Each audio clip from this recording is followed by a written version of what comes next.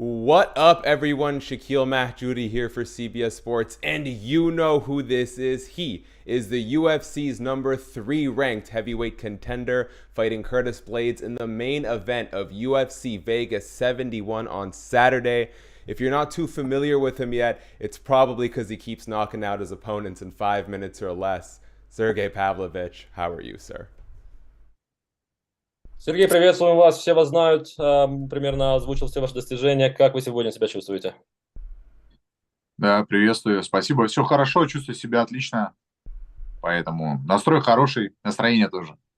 Thank you very much. I feel great. I am in a good mood and I'm looking forward to it. Before we get to the fight, you are something of a world traveler. 6 UFC fights so far. You've been to to Singapore, Russia, China, England, the US. Which has been your favorite place to visit, and what is it like getting a few fights in the US now?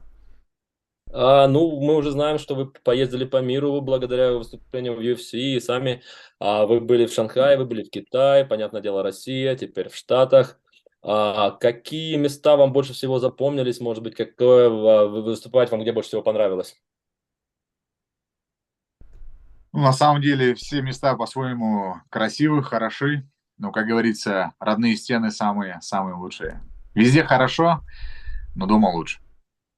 Yeah, no, I think all the places complement each other. You know, every place has something interesting in it. But I would say always it's great to be home, and because your walls, keep you protected. So, but again, I like seeing world and like traveling. Yeah, I got a little tired of it myself. It's fun. It's a lot of work to travel, but it's so rewarding to do so. Let's talk a little bit about the Curtis Blaydes fight.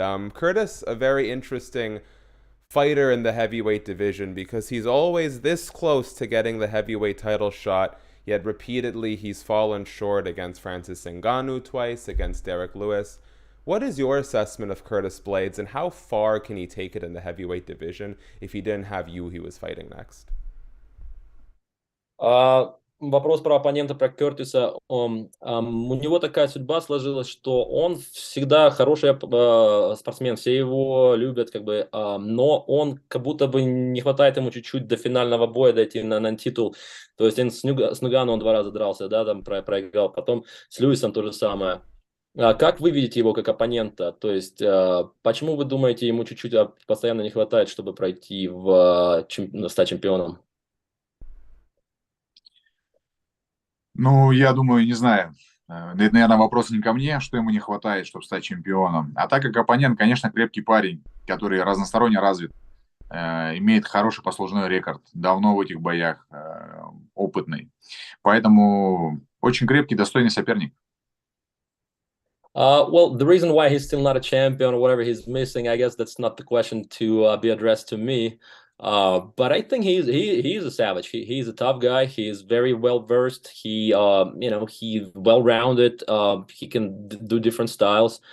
I do not, by no means I underestimate him, and I'm taking him as a serious opponent. As far as you can tell, I don't know how much tape studying you do, are some of the same openings that cost him against Lewis and Ngannou still there? Or is it a completely different fighter that you have to prepare for? Я не знаю, сколько вы боев его смотрели, насколько вы знакомы с его стилем.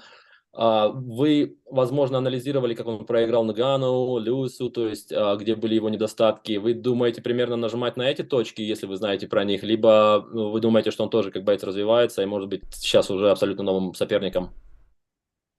Ну, как правильно вы подметили, я думаю, после каждого поражения человек начинает работать над своими ошибками. Поэтому я думаю, что оппонент сейчас совсем другой. Конечно же, он работал над своими проблемными местами. Но и мы также работаем, трудимся. Мы понимаем, что все будет по ходу боя смотреть. Будем строить план по ходу боя. As you rightfully mentioned, everybody learns from their mistakes. And, if he is still in top fighters, I'm sure he's learning from his mistakes. So I hope he's a new man in a way. Otherwise, he wouldn't be, one of the top contenders. Same with me. Whenever I have fights, regarding of the outcome, I analyze and I make, certain conclusions to learn new lessons. So I think he did some work improvement, and yeah, I'm looking forward to see what he got. Um, we've seen recently a lot of fighters get rewarded for stepping in as a backup for a championship main event. UFC is trying to book Colby Covington to fight Leon Edwards. We saw Michael Chandler get a shot at the lightweight title. You filled in as a backup for Jones versus Gane. Now you're fighting Curtis Blaydes. The two of you are very much the most deserving contenders in this division. As far as you understand, what is at stake in this fight? If you win, what will you get next?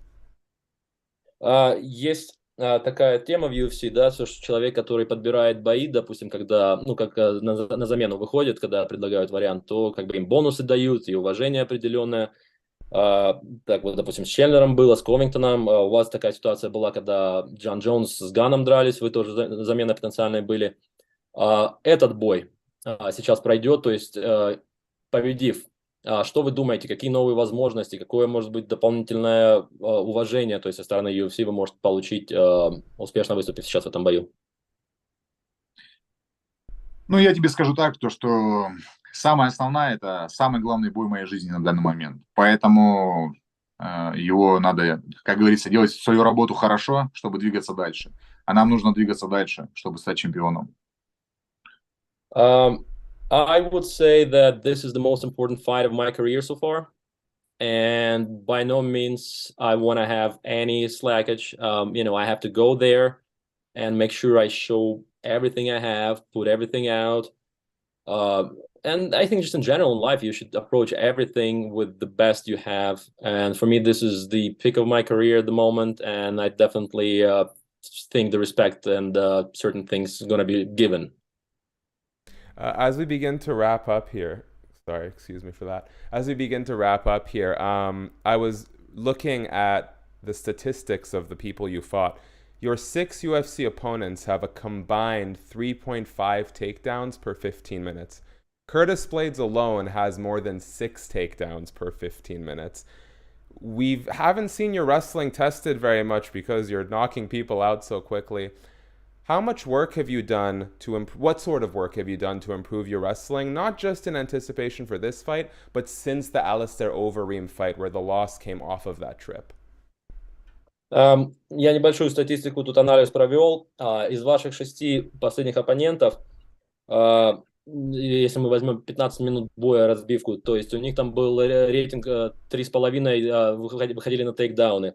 А если мы рассматриваем Кертиса, у него 6. Ну, то есть он, грубо говоря, на земле работает и делает тейкдаунов намного больше, чем предыдущие ваши 6 оппонентов вместе взятых.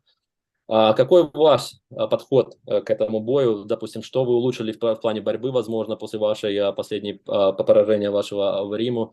То есть насколько много времени вы уделяли борьбе и рестлингу? Ну, начнем с того, что я уже в предыдущем интервью говорил, что с борьбой-то я знаком еще с детства, изначально борец. Бои, как правило, проводятся в стойке, потому что мы, насколько знаем, людям больше всегда нравится, когда там зрелищные удары, большие дядьки бьют себя, там кровь летит и так далее, это более зрелищно. В плане борьбы никаких проблем нету. Мы, конечно же, изучали соперника. Я повторю, что это самый важный бой в моей жизни, и мы все досконально изучали, полностью смотрели, что, как, где, как готовиться. Поэтому все в порядке, я готов. Yeah, that question was answered already many times. Sorry.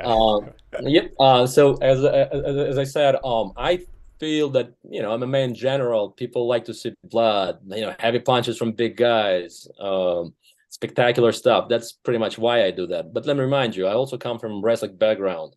So it's not that it's new to me. And obviously, I understand who my opponent is. I come prepared, I'm here for a reason. And so, yeah, I think we did some good work on that, and we've been putting attention, and I'm ready to do whatever he does. Sergei, before I let you go, because you've been so generous with your time, I want to ask you a few questions, not about the fight. Get your mind off of it for a second, if that's okay. Немного я, если вы не против, задам посторонних вопросов, не побоюсь, чтобы немножко отвлечься от темы. Да, конечно. Sure, go ahead. All right, first of all, and this is a perfect segue, what do you do? What is your favorite hobby when you need to get away from fighting and just sort of clear your head? Если у вас какие-то хобби, чем вы занимаетесь в свободное время, чтобы отвлечься, чтобы абсолютно расслабиться, забыть о всем бое, то есть что у вас, какое хобби есть, которое вас полностью завлекает? лежать на диване, бить баклуши. Шучу. Да на самом деле, не знаю, так сложилось, что ли, или всю жизнь я в спорте. Максимум после боя, как правило, я неделю отдыхаю, и потом все равно начинаю идти в зал. Это, понятно, там не тяжелые тренировки, там в тренажерный зал, в жим, фитнес-зал. И занимаюсь спортом, потому что спорт, он как наркотик в хорошем смысле. Ты не можешь без него.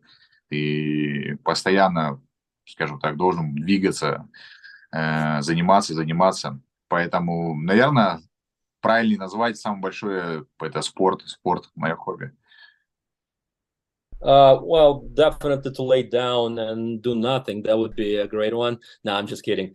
Well, obviously, I take a week break after the fight, usually relax, just be lazy. But again, I always go back to the gym. I do something with physical activity, whether, it's just exercising, whether it's putting some cardio in, because I feel like sport is like a drug, but a positive drug.